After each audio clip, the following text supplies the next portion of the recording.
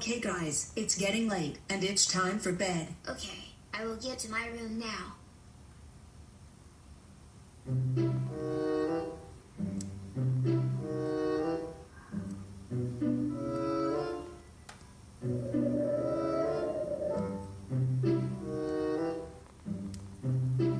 Oh my god, Eric, it was too damn hot. Honey, I thought you turned the air conditioning on. I did, and I bet that sneaky ass Ned Flemkin turned off our air conditioner on purpose. Yeah, I think I see Ned Flemkin can trim off of our air public conditioner. Ned. Thomas Flemkin, get the fucking hell right now. Here right now. Mom, Dad, what the hell are you talking about? Why did you wake me up? Ned Flemkin. Why is it so damn hot in here? I swear it. I didn't do anything. Tell us the truth right now, or else you're grounded. I'm going to say this one more time. I didn't do it. That's so fucking it, Ned.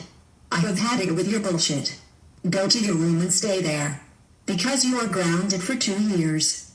Lie.